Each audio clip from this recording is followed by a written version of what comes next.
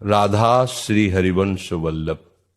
भाइयों और बहनों, आज हम बात करेंगे उस रहस्यमय दिन की जब भगवान की कृपा से जीवन में धन, सौभाग्य और सुख के द्वार खुल जाते हैं। वह दिन है मार्गशीर्ष महीने का बुधवार, और इस दिन की अष्टमी तिथि का अपना एक अनोखा महत्व है। ऐसा कहा जाता है कि इस तिथि पर अगर कोई व्यक्ति श्रद्धा और विश्वास के साथ कुछ छोटे से उपाय करता है तो उसके जीवन की सारी दरिद्रता मिट जाती है और उसका जीवन एक नई दिशा में बढ़ता है। बुधवार का दिन स्वयं भगवान विष्णु और भगवान गणेश को समर्पित माना गया है, और जब यह दिन मार्गशीर्ष महीने में आता है, जो कि स्वयं भगवान श्री कृष्ण का प्रिय महीना है, तो इस दिन का महत्व और बढ़ जाता है।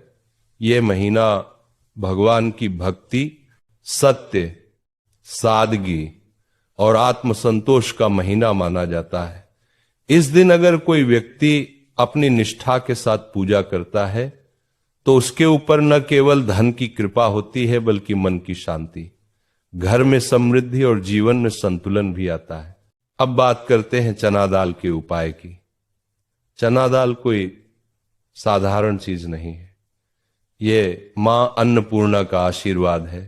ये पृथ्वी तत्व का प्रतीक है और ये धन, धैर्य और स्थिरता का प्रतीक मानी जाती है। जब कोई व्यक्ति बुधवार को चना दाल का सही विधि से उपाय करता है तो ये ब्रह्मांडीय ऊर्जा को आकर्षित करता है, जो धन और समृद्धि का द्वार खोल देती है।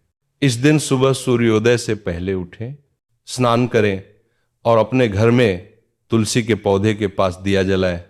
फिर भगवान विष्णु और गणेश जी की पूजा करें। अब चना दाल लें, लगभग एक मुट्ठी, उसे अच्छे से धोकर साफ करें और फिर उसमें थोड़ा सा गुड़ मिलाकर किसी गरीब व्यक्ति को दान कर दें। ये उसे छोटा सा कार्य न केवल आपको धन की ओर ले जाएगा बल्कि आपके जीवन से कई प्रकार की नकारात्मक ऊर्जा को भी दूर करेगा।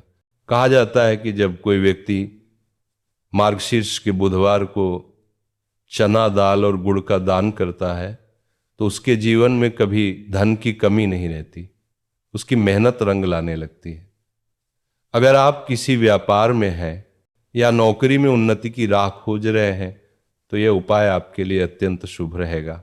अब सवाल उठता है, क्या इस दिन व्रत रखना चाहिए? तो इसका उत्तर है हाँ, लेकिन यह व्रत कठोर नहीं होना चाहिए। इस दिन हल्का भोजन करें, नमक का प्रयोग कम करें और मन में सच्चाई रखें। व्रत का अर्थ शरीर को कष्ट देना नहीं है बल्कि मन को संयमित करना है।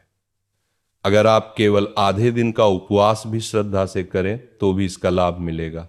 महिलाओं के लिए भी यह दिन बहुत शुभ माना गया है।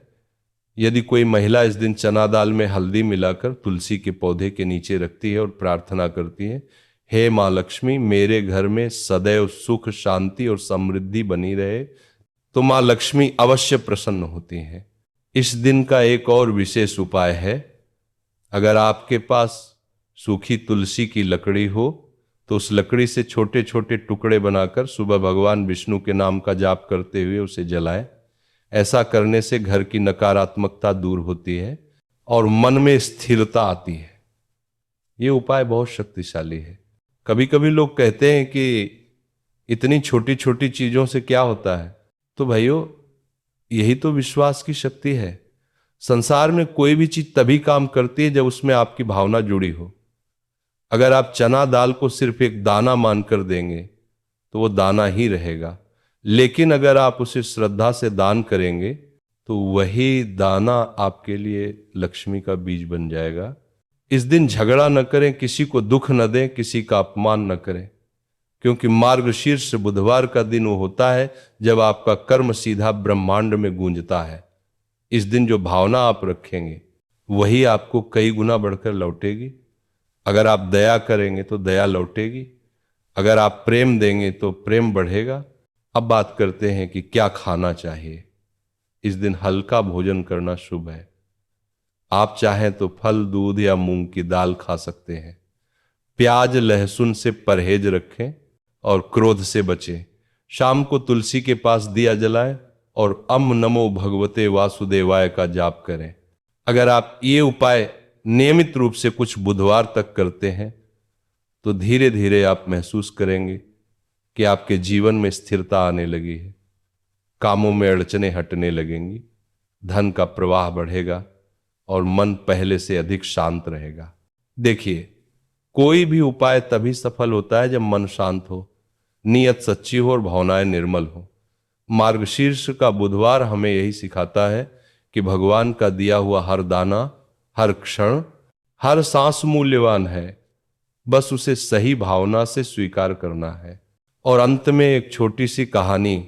एक गरीब किसान था, उसके घर में हमेशा तंगी रहती थी, पर उसका विश्वास बहुत मजबूत था। एक दिन किसी साधु ने उससे कहा, बेटा बुधवार को चना दाल और गुड़ का दान किया कर। किसान के पास खुद खाने को मुश्किल से था, लेकिन उसने श्रद्धा से यह उपाय शुरू किया। महीने भर में न जाने कैसे उसका खेत हरियाली से भर गया, फसल दोगुनी हुई और घर में सुख शांति लौट आई। वो कहता था, भगवान ने नहीं, मेरे विश्वास ने कमाल किया। इसलिए भाई बहनों, जब भी जीवन में कोई उपाय करो, उसे डर से नहीं, प्रेम और श्रद्धा से करो, क्योंकि असली शक्ति किसी वस्तु में नहीं बल्कि आपकी भावना में है।